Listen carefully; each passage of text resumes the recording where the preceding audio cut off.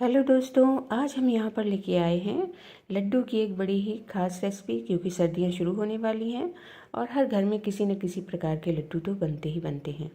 तो आज हम यहाँ पर जो लड्डू बनाएंगे वो बड़े ही ताकत से भरपूर हैं और हमारी सर्दी को भी दूर करने वाले हैं और कई बीमारियों से भी बचाने वाले हैं।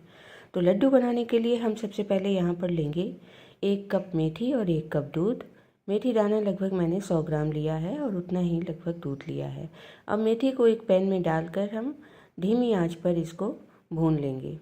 बस हल्का सा कलर चेंज हो जाए तब तक हमें भूनना है। बहुत ज़्यादा कलर इसका गहरा नहीं करना है, नहीं तो इसकी कड़वाहट और ज़्यादा बढ़ जाएगी।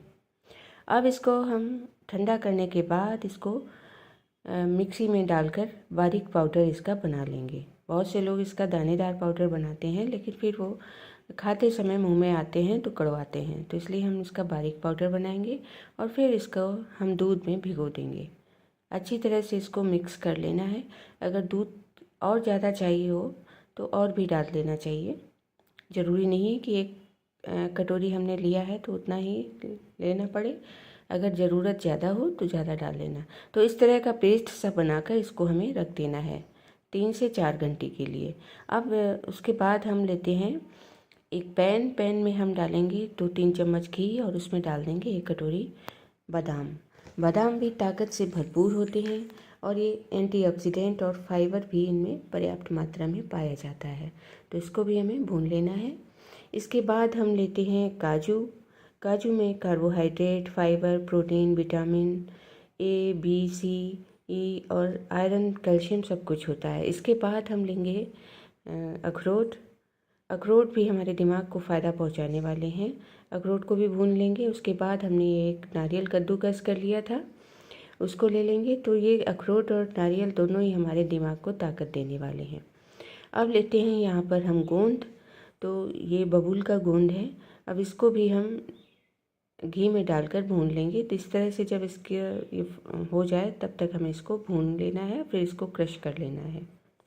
गोंद भूनने के बाद हम इसमें फिर से 2-3 चम्मच घी ऐड करेंगे और जो हमने मेथी भिगोई हुई थी दूध पे वो इसमें हम ऐड करेंगे। तो इस तरह का पेस्ट है। अब इसको धीमी आंच पर भूनना है हमें, बहुत जल्दबाजी नहीं करनी है। फिर इस तरह से ये दूध इसका सूख जाएगा, रोस्ट हो जाएगा, तब तक हमें इसको भूनना है। रोस्ट करना ज़रूरी है, नहीं तो फिर ये कड़वाहट इसकी जाएगी नहीं और लड्डू भी जल्दी ख़राब हो जाएंगे। अब फिर से हम थोड़ा सा घी ऐड करते हैं और उसमें डाल देते हैं 2 बाउल भर के आटा। तो आटा लगभग ये आधा किलो आटा है। अब इसमें हम घी थोड़ा थोड़ा करके ऐड करेंगे और घी हमने लिया है लगभग 250 ग्राम।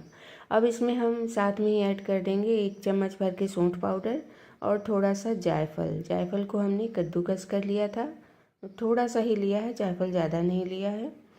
अब इसको हम भूनेंगे आराम से। जब तक हमारा आटा भून रहा है तब तक हमने ये जो मेवा सब रोस्ट करके रखे थे उनको पीस लेंगे इस तरह से और उसको एक बड़ी परात में या कोई भी बड़ा बर्तन हो उसमें निकाल लेंगे। तो हमने ये सारी मेवा जो पीसी थी वो और मेथी और ये नारियल उसमें ऐड कर दिया है। तब तक हमारा ये आटा भी भून चुका है लगभग। इसको भी हम निकाल लेते हैं और जो गोंद है उसको भी हमने क्रश कर लिया है तो उसको भी इसमें ऐड कर देंगे। गोंद गर्म होता है तो गोंद सर्दियों में ज़रूर ही सबको खाना चाहिए।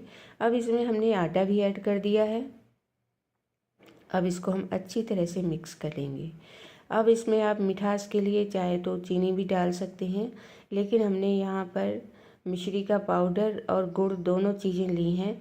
तो मिश्री का पाउडर हम पहले इसमें मिक्स कर देंगे, क्योंकि बच्चे इन लड्डुओं को खाएंगे तो उन्हें गुड़ का टेस्ट बहुत ज़्यादा अच्छा लगने वाला नहीं है। तो इसके लिए हम मिश्री भी इसमें मिला देंगे।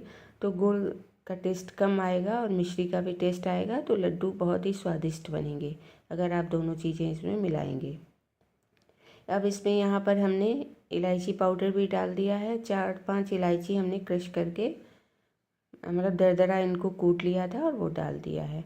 अब पैन में वापस से हम 2-3 चम्मच घी ऐड करेंगे और लगभग ये हमने 300 ग्राम गुड़ यहाँ पर इस तरह से छोटा छोटा करके इसको कूट लिया था। थोड़ा सा क्रश किया, थोड़ा सा मैश किया और फिर इसको हमने इसमें डाला है ताकि ये मेल्ट होने में आसानी रहे।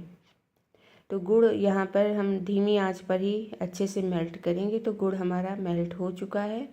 और गुड़ का इस्तेमाल सर्दियों में ज़रूर से करना चाहिए, किसी न किसी रूप में, डेली खाने के साथ या कैसे भी आप गुड़ का इस्तेमाल ज़रूर से करें। ये बहुत फ़ायदा करता है हमारे शरीर को। तो मैं भी गुड़ मैंने इस तरह से मेल्ट करके इसमें ऐड कर दिया। अभी गर्म है तो इसे हम स्पैचुला की हेल्प से ही मिक्स करेंगे।